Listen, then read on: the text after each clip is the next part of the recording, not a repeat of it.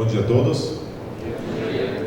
Meu nome é Daniel Scuzzarello, como o Renato comentou, eu sou diretor de desenvolvimento de portfólio na Siemens Digital Industry Software. Nós somos um braço da Siemens que cuida da jornada de digitalização industrial. Nós somos a divisão que permeia em todas as outras dentro da Siemens, em nossos clientes, que trata de software. Hoje a gente vai falar um pouco de digitalização, de transformação digital da indústria de hoje, e vamos olhar um pouco mais para frente também para se desafiar com alguns pensamentos, né? Como é que vai ser nosso futuro, qual é o nosso papel, né? Qual é o impacto que vai fazer o que vão fazer essas mudanças para a gente mesmo, né? Eu queria começar com uma pergunta, né? Alguém sabe o que vai acontecer em 2042? Ninguém? Bom, em 2042, meu filho vai ter 28 anos. Tá? Tem outra coisa também, mas algumas semanas atrás, meu filho hoje tem 4 anos, ele comentou comigo: papai, quando eu for maior, eu quero fazer pizza. Eu sou italiano, meio estereotípico, né? Então, tá. Estudei como é que se criam filhos bem-sucedidos. Eu falei: parabéns, vai fazer pizza, é o melhor pizzaiolo de São Paulo, né? Mas dentro de mim não pude evitar de sentir um isso, né? Que a gente é tradicional, né? A gente quer que todo mundo seja engenheiro, médico, advogado, né? Mas eu trabalho com inovação, eu trabalho com disruptura. Então eu sei melhor, eu sei que na realidade, em 2042, quando ele vai ter o auge da carreira dele, o mundo vai ser muito diferente. Para fazer um paralelo, quando eu tinha 28 anos, eu morava na Europa e trabalhava em empresa de engenharia. E era no auge da crise de 2008. Não pode fazer as contas quantos anos eu tenho. Mas aquele momento me pareceu ruim para mim, porque eu vi muitos colegas de trabalho serem demitidos, porque no caso a Volvo cortou muitos projetos, o mundo meio que acabou por um tempo, né? A Lehman Brothers, né? Caída de bolsa, né? Em 2042, quando meu filho maior vai ter 28 anos, vai ter uma outra coisa que seja talvez um pouco mais desafiadora. Se fala de singularidade tecnológica, uma palavra bem cheia, né? O que é uma singularidade tecnológica? Tudo parte de uma teoria do Kurzweil, não esqueço o nome dele, que em 2011 comentou sobre duas datas, 2029 e 2045. E na época, em 2011, o pessoal meio que riu na cara dele, né? Ele falou que em 2029, inteligência artificial alcançará nossa capacidade intelectual, tá? Em 2045, haverá esta singularidade tecnológica, onde a inteligência artificial irá começar a se autoprogramar em velocidade exponencial. Então a gente está com um cenário daqui a 23 anos, gente, não é muito tempo, onde as máquinas vão começar a se programar sozinhas, rapidamente, para se aprimorar. Máquinas que já estarão melhores ou mais inteligentes que a gente. E aí tem vários cenários, né? Como é que o mundo daqui a 23 anos vai ser. Tem cenários sombrios, né? Como a maioria dos filmes de science fiction, né? Onde a gente vai esses crowds, máquinas da Matrix ligadas. E tem cenários menos sombrios, que na verdade é onde eu acredito mais, né? A gente vai falar um pouco mais sobre isso, mas vamos pensar um pouco qual é o ponto de largada, né? Muitas das tecnologias exponenciais que se projetam estar na base desse crescimento estão já disponíveis. Nós estamos falando de 5G, nós estamos falando de inteligência artificial, nós estamos falando de cloud computing, de computação quântica, de rede neural, em português, conexão de tecnologia com biologia. Então essas coisas não são coisas do futuro, são coisas que já estão sendo estudadas e já estão em implementação. Temos projetos de 5G no Brasil, gente, aqui. Então não tem mais aquela coisa, essas coisas se aplicam só lá fora. Isso a gente percebe que vem cada vez mais rápido, também vendo a tendência dos últimos anos, das últimas tecnologias que fazem um impacto profundo em nossas vidas, né? As mudanças tecnológicas nos últimos anos, aqui a gente para em 2010, foram completamente adoptadas pela população em poucos anos. Se a gente para pensar, o telefone celular, o iPhone tem 10 anos, gente. Hoje não tem ninguém que pode imaginar uma vida sem um telefone, um smartphone, né?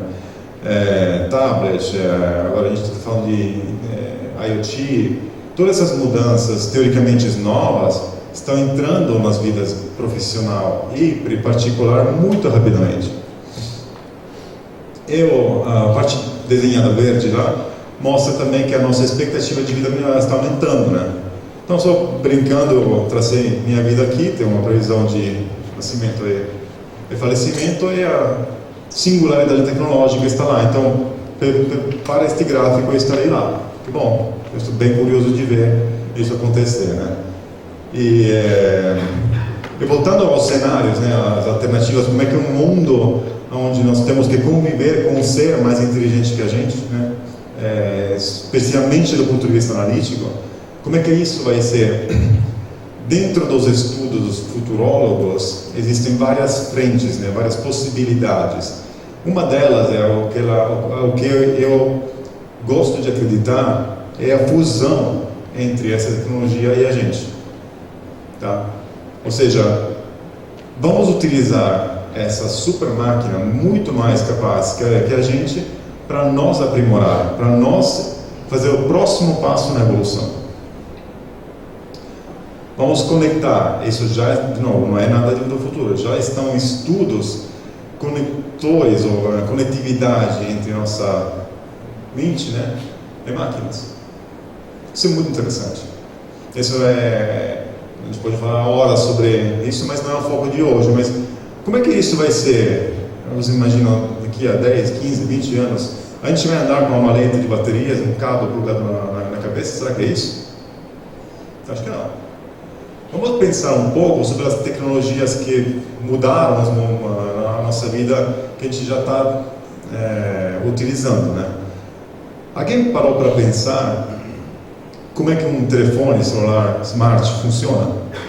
Quanta tecnologia embarcada tem um computador de bolso?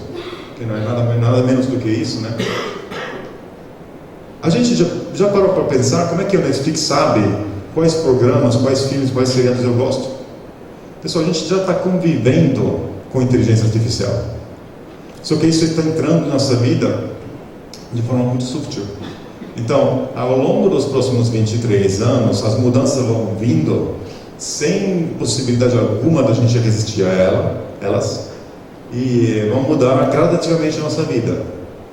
Vai caber a gente escolher se a gente vai fazer parte da mudança ou se a gente vai resistir, mas a resistência vai perder, porque a mudança já vem vindo e vai vindo há muito tempo.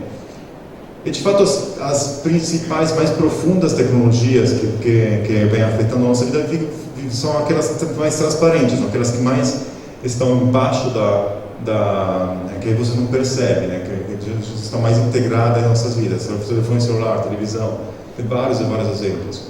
Wi-Fi em todo qualquer lugar. E tudo começa de um lugar bem conhecido, né? Todo mundo já ouviu falar, a mídia, marketing adora indústria 4.0. Eu já fui em aniversário 4.0, aniversário de 40 anos. Já fui em casamento 4.0, era o quarto casamento. Então, tudo 4.0, né? É uma maravilha. Mas o que é indústria 4.0? Vamos voltar ao dia de hoje, né? A gente tem estatísticas, estudos, né, que trazem um pouco tração, né? Tentam traçar a realidade brasileira. Nós temos um cenário, isso é um estudo do governo, que mostra que menos que 10% do PIB vem da indústria. Nós estamos saindo, se Deus quiser, de uma recessão muito profunda, muito parecida do que a Europa passou em 2008, né? Nós não temos um bom posicionamento entre os países mais inovadores, tá? 60 no mesmo lugar não é um lugar de destaque. E se a gente coloca isso em uma tabela, conforme o estudo da WF, a gente está em um lugar mediano. A gente não está entre os líderes e os nascentes, e a gente está entre os países com alto potencial e com um legado industrial muito grande. Qual é a leitura do gráfico desse? Isso é bom ou ruim? Alguém se atreve a dar uma sugestão ou uma resposta? Bom, eu acho que tanto faz. Tá? Eu acho que realmente tanto faz, porque quando a gente fala de indústria 4.0, a linha de largada é mais ou menos igual para todo mundo. Porque tanto faz se você tem um legado de 50 anos, se você tem uma indústria extremamente desenvolvida, porque a indústria 4.0 se baseia em algumas coisas novas, são novas para todo mundo. Pelo menos no estudo, eles identificam 5 principais tecnologias que vão ser responsáveis para a arrancada como a indústria 4.0. Nós estamos falando de impressoras 3D, inteligência artificial, internet das coisas, biociência e sistemas cyberfísicos. Tá? E o que essas 5 vertentes, né, esses 5 pilares têm em comum? Qual é o comum denominador? Bom, é simples, gente. Digitalização. É tudo baseado em software. Tá? E hoje, na verdade, a gente está até parando de falar de transformação digital, porque a transformação já começou, né? Na realidade, a gente está falando de corrida digital.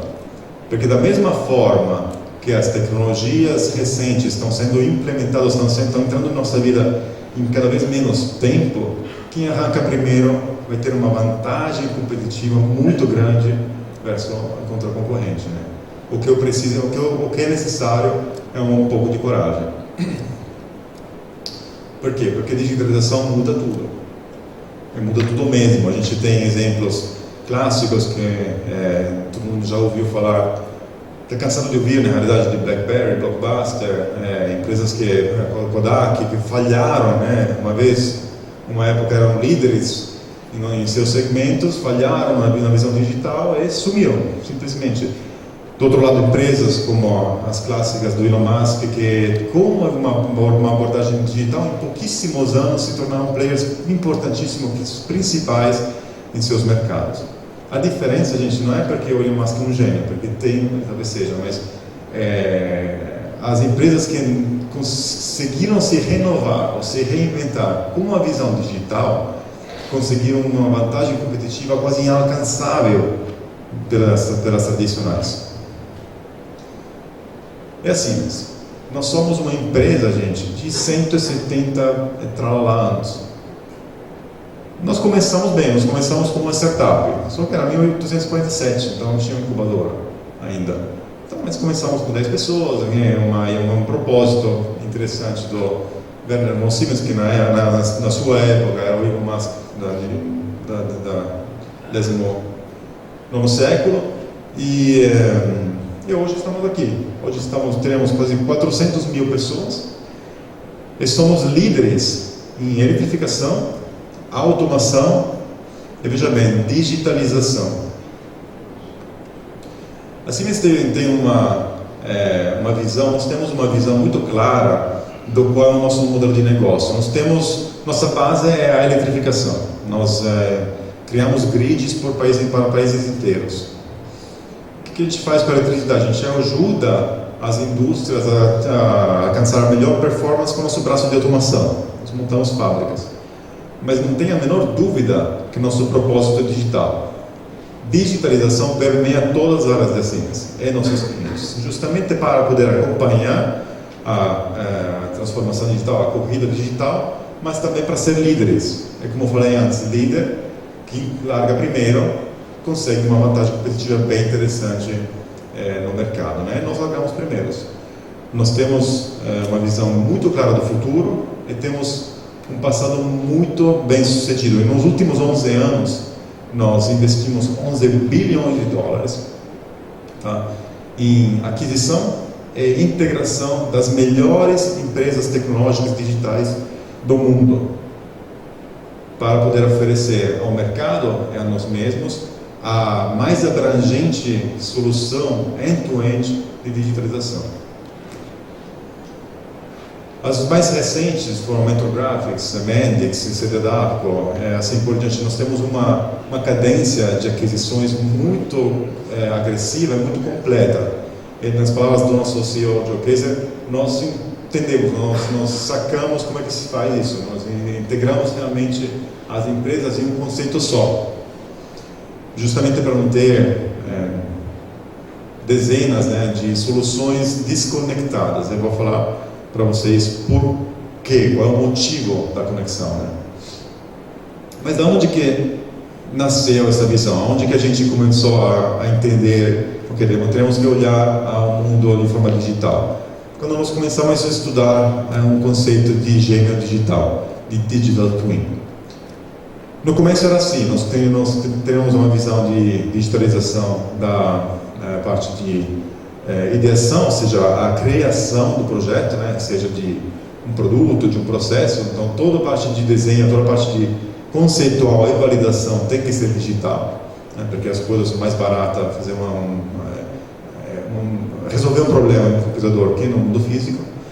Esse processo, o produto tem que ser produzido em algum momento, então temos que fazer um engenharia digital da planta, do processo fabril, e também queremos ver a parte de utilização.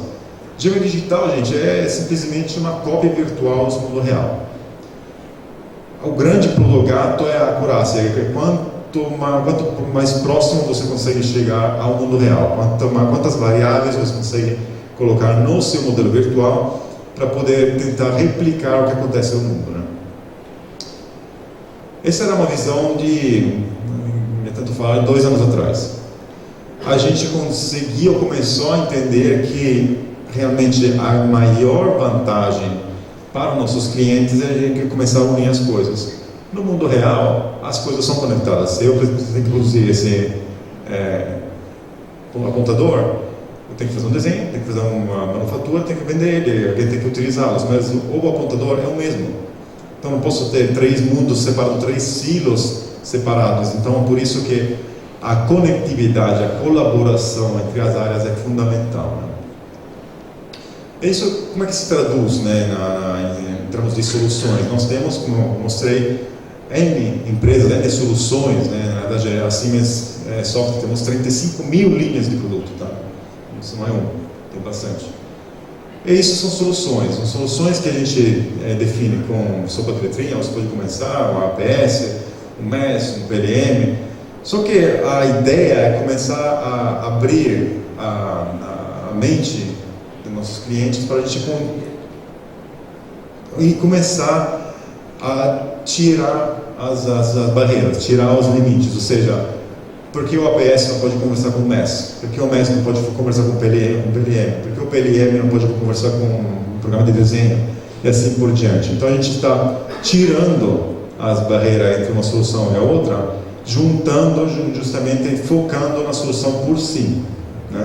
Isso em poucas palavras se reflete em uma abordagem holística da sua empresa inteira.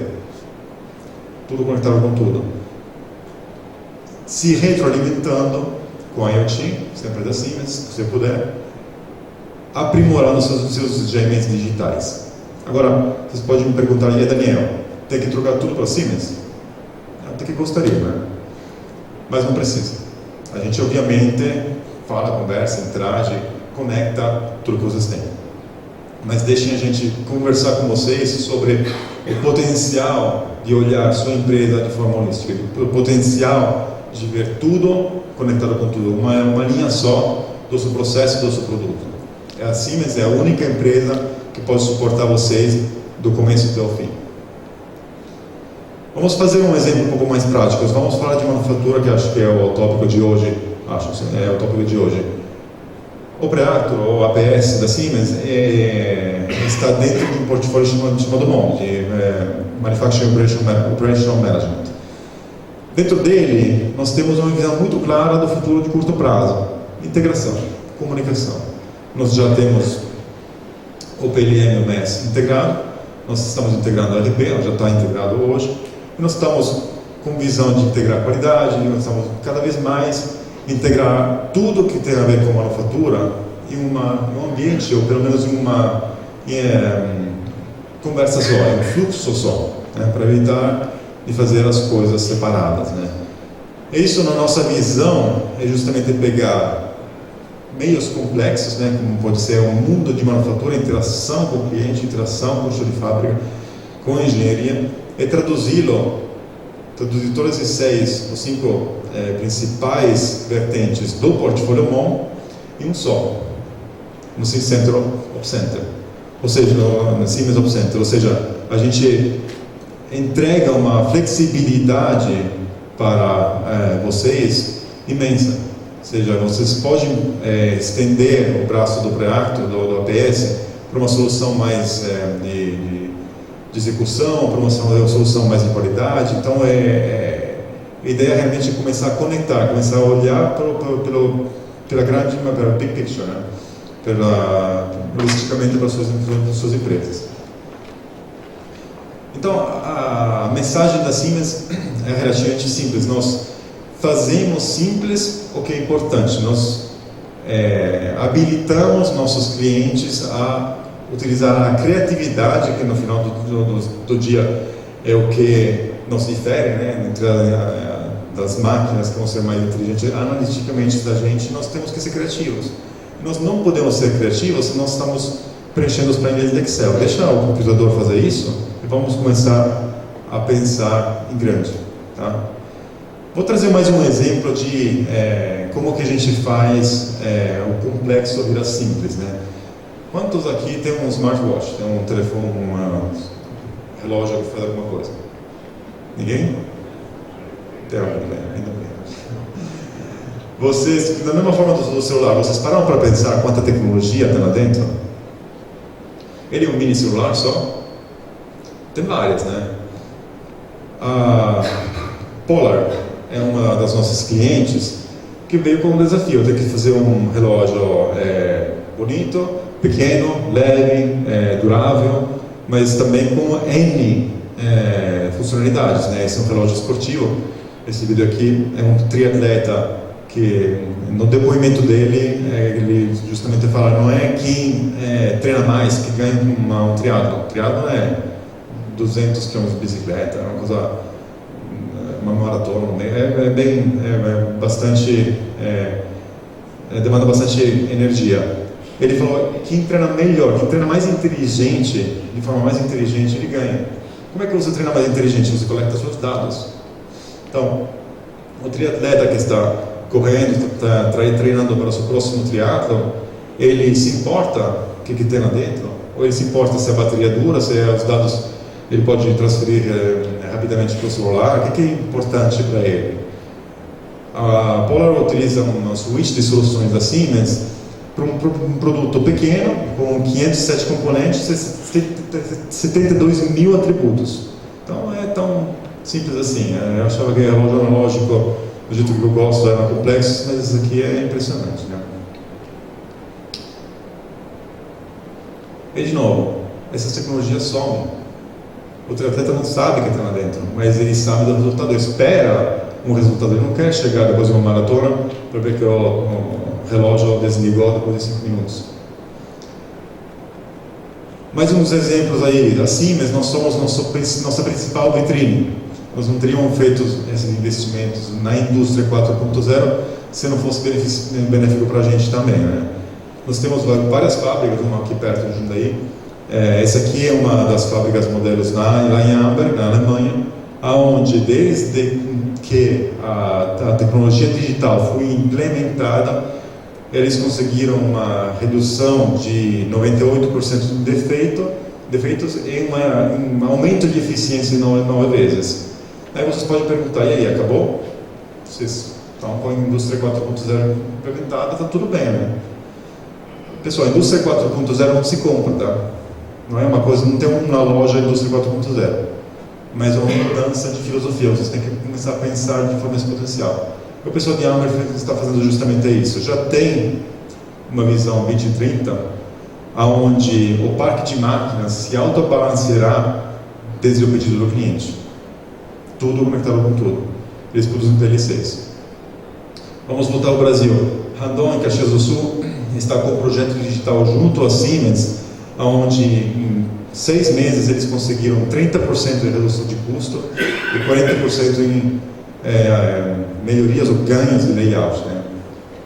Tem um vídeo de alguns minutos aí que vou passar para vocês deixar a própria Randon explicar quais são os ganhos realmente de uma solução digital em uma viagem com uma indústria 4.0 junto com a Siemens.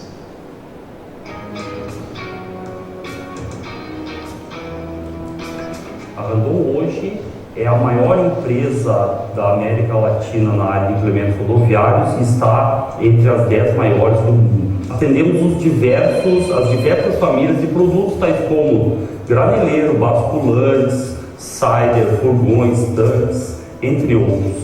Com as experiências, as boas experiências que tivemos com a Siemens, tanto na parte de análise de custos, ou seja, otimizando os processos operacionais, quanto na parte de análise e expansão, com a simulação de produção, o que nos dá segurança para avaliar as melhores soluções que se encaixam na Randon. Toda virada de mês o trabalho teria que ser recomeçado, porque toda a atualização da base de dados era praticamente inviável. Então o PCM ele trouxe essa base única, né? Ele permite que sejam trabalhados os projetos num único local e também que seja trabalhado por várias pessoas na mesma plataforma, várias áreas de conhecimento. As aplicações da Siemens, elas são normalmente friendly to use, ou seja, elas geram uma questão das pessoas utilizarem de uma forma efetiva, entendendo o porquê da utilização das ferramentas. Inicialmente a gente tinha a estimativa de fazer alguns projetos de análise de valor que levariam alguns meses, e hoje com o PCM a gente conseguiu encurtar esse fluxo para sistemas menores. Então, em uma semana a gente consegue fazer análise de cenários, de iniciativas, ideias das áreas.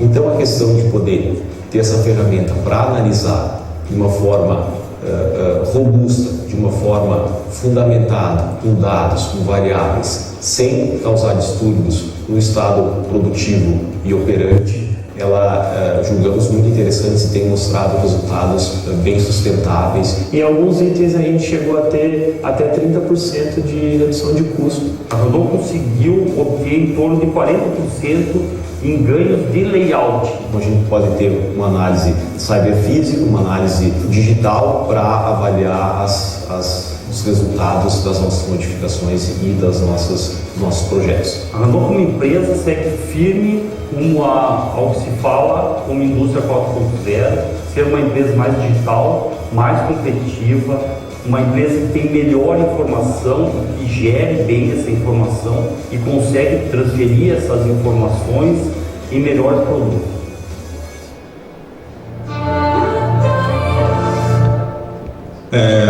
Mais alguns exemplos. A Maxiforja também é uma empresa nacional.